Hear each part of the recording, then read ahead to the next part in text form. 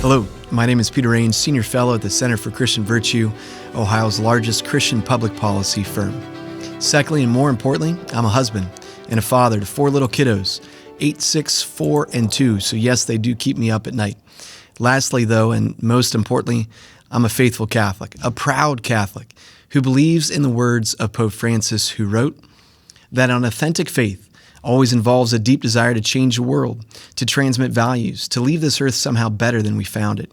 If indeed the just ordering of society and of the state is a central responsibility of politics, the Church cannot and must not remain on the sidelines in the fight for justice. So we as Catholics have an obligation to participate for the common good when it comes to elections. As Pope Francis again wrote, we need to participate for the common good. Sometimes we hear a good Catholic is not interested in politics. This is not true. Good Catholics immerse themselves in politics by offering the best of themselves so that the leader can govern. Or as St. John Paul II once wrote when he was Cardinal Carol Wojtyła, this time in human history, we are now standing in the face of the greatest historical confrontation humanity has gone through. I do not think that wide circles of American society or wide circles of the Christian community realize this fully.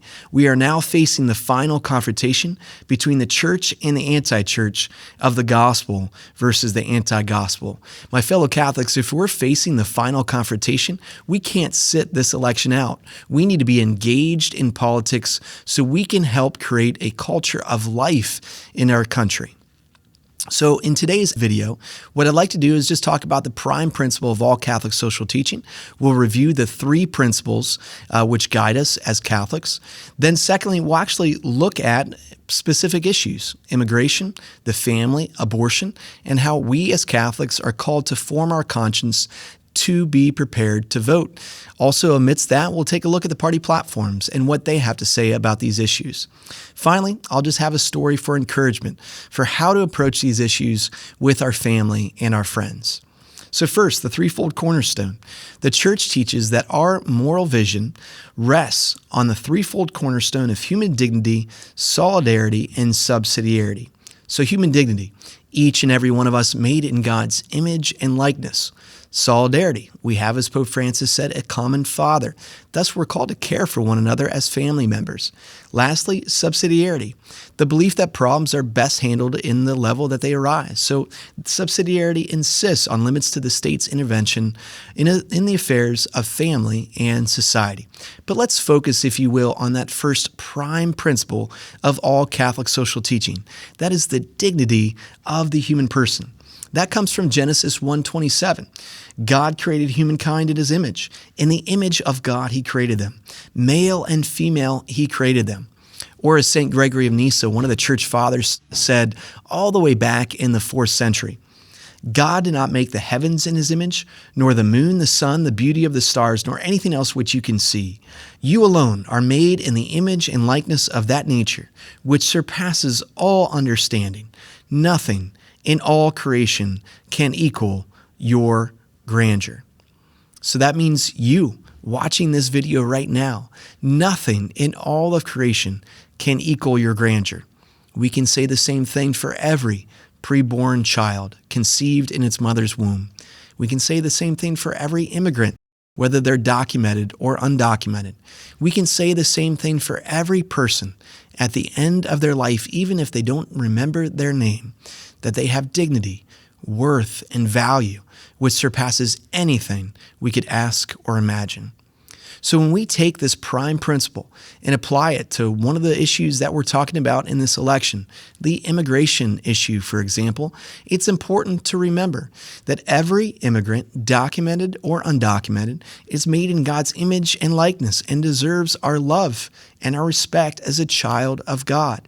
Each of us as individuals are called to respect and care for immigrants. So let's never, ever forget that. Secondly, though, we as Catholics can also apply a few other principles on this issue. The second principle is this, that a sovereign nation has a right and a responsibility to protect its own borders. It's why we, if you will, have locks on our own doors, on our homes. We seek to protect our family when we lock our doors at night. In the same way, if we as a nation cannot protect our family, our citizens, then we fail to be a sovereign nation. As Pope Francis has even said, can borders be controlled? Yes, each country has a right to control its borders, who enters and who leaves, and countries that are in danger of terrorism or the like have more right to control them. The last principle to bring to bear on this issue of immigration is directly from the Catechism, number 2241. The more prosperous nations are obliged, to the extent that they are able, to welcome the foreigner in search of the security and the means of livelihood which he cannot find in his country of origin. So when we return to the party platforms on this issue, we can see that the Democratic Party platform emphasizes the first and third principle of Catholic social teaching. They talk about writing a pathway to citizenship for dreamers and expand temporary protected status for individuals from nations, including Cameroon, Afghanistan, Ukraine, Ethiopia, among other countries.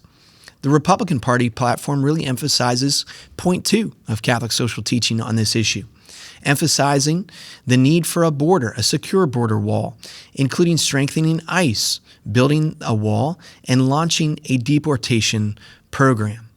But it's important to remember on this issue of immigration that we as Catholics can have prudential differences on this issue. So you can believe that we should have a border wall. You can believe that we should not have a border wall and still be a Catholic in good standing.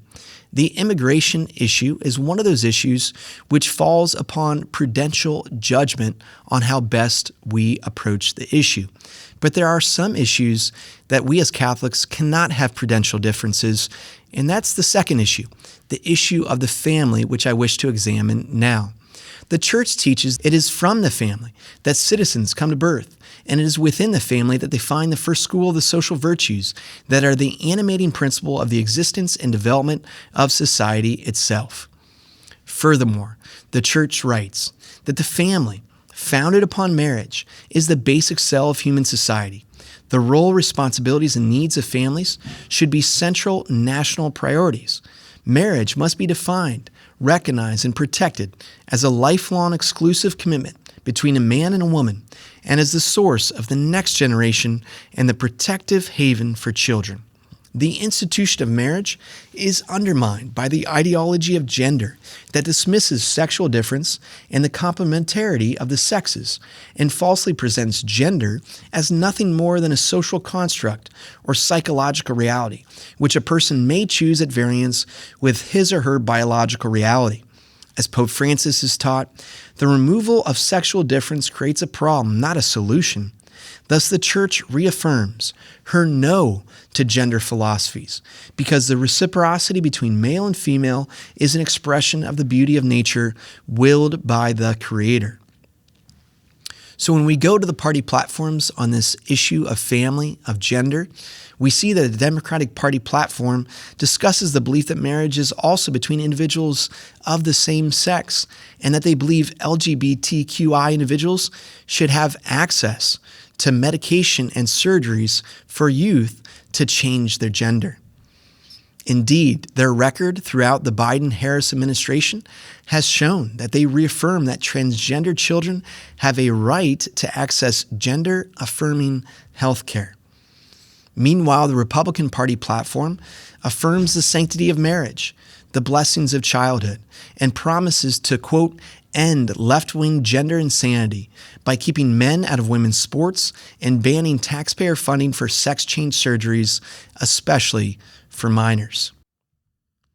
So for the Catholic, on the issue of family, on the issue of sex and gender, we believe no matter what anyone's background, sexual attraction, or other challenges that each individual might face, that they are made in God's image and likeness, and thus are deserving of fundamental respect and, of course, our love.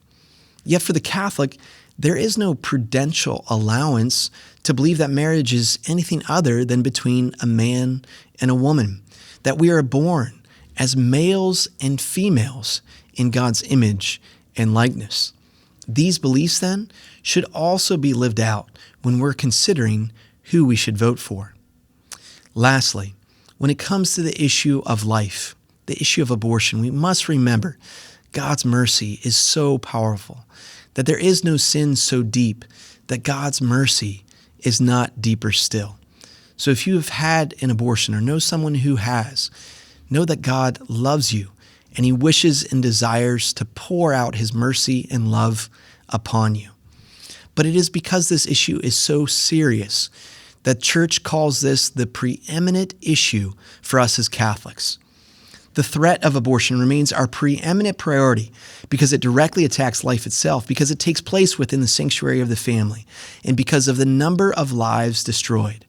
So the church continues that no public official, especially one claiming to be a faithful and serious Catholic, can responsibly advocate for or actively support direct attacks on innocent human life. So the church says it's kind of like building a house. If we're advocating for other issues like, against racism or for housing or healthcare, we can't get that foundational issue wrong. So this is what the church says. Any politics of human dignity must seriously address issues of racism, poverty, hunger, employment, education, housing, and healthcare. But being right in such matters can never excuse a wrong choice regarding direct attacks on innocent human life. Indeed, the failure to protect and defend life in its most vulnerable stages renders suspect any claims to the rightness of positions in other matters affecting the poorest and least powerful of the human community.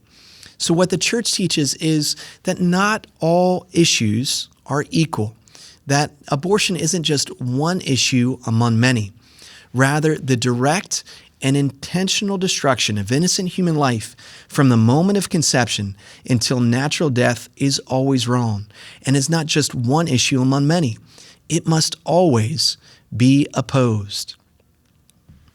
When we look at the Democratic Party platform on abortion, it says that with a Democratic Congress, we will pass national legislation to make Roe the law of the land, that we will repeal the Hyde Amendment and support access to FDA-approved medication abortion. So they are writing that they will support abortion through all 9 months of pregnancy, that they believe that our taxpayer dollars should fund abortion, and they support medication abortion, which supports over 50% of the abortions that are taking place in this nation every single year. That's nearly 500,000 children whose lives will be lost. The Republican Party platform on the issue of life states this: we proudly stand for families and life. We believe that the 14th Amendment to the Constitution of the United States guarantees that no person can be denied life or liberty without due process. And when you look at the record of the Trump administration versus the Biden-Harris administration in the last 4 years, we can see that the Trump administration stopped $9 billion from flowing to organizations which funded abortion overseas. Meanwhile, the past 4 years, the Biden administration reversed that policy and $9 billion funded abortion through non-governmental agencies across the globe. The record on these two parties are clear. So abortion for the Catholic, this is a non-negotiable. Abortion is an intrinsic evil, meaning something that is always wrong. Catholics must work with maximum determination to defend the right to life. As Pope Francis wrote, that they're killing, meaning the unborn in huge numbers, with the endorsements of states is a serious problem that undermines the foundations of the construction of justice, compromising the proper solution of any other human and social issue. Where there is life, there is hope. Where there is life, there is hope. So the bottom line on these issues is this: each and every one of us made in God's image and likeness. The prime principle of all Catholic social teaching that we bring to bear in the political square is the dignity of the human person. Secondly, some issues as immigration will lead us to have prudential differences, but there are other issues which are non-negotiable. The family built upon marriage between a man and a woman, which helps reinforce the reality that we are made males and females in God's image and likeness. And lastly, number 3, abortion is the preeminent issue for us as Catholics when it comes to voting, because of the number of lives destroyed, because it takes place within the sanctuary of the family, and because it directly attacks innocent human life. So my brothers and sisters, we have to realize, as St. John Paul II said, We're in a war. We're in a battle for the soul of our nation. And we have a choice this election. Will we choose death or will we choose life? And as we choose life, let us not forget moving forward. As I finish here with just a story about a former friend of mine who I encountered at the abortion facility. He was actually an abortion doctor who I befriended, and we exchanged books. We had lunch together. But the last time that we prayed together on the sidewalk of the abortion facility, as I was praying with my eyes closed, his hands, the hands that had aborted 10,000 children, came into mine. And I felt the voice of the Holy Spirit tell me that this is my son, in reference to the abortion doctor. This is my son, and I want him home. As we present this truth, which I've presented to you in love with our family, our friends, and our neighbors, let us not forget that the individuals we're talking to, whether we agree or disagree with them on these issues, that they remain a son or daughter of the living God, a son or daughter of the Father who loves us all and who wants us simply home with him, where we can enjoy the fullness of life. My brothers and sisters, don't forget, when you go into the voting booth, you are voting for life. And foundationally, you are voting as a Catholic who believes in the dignity and value of every single person made in God's image and likeness.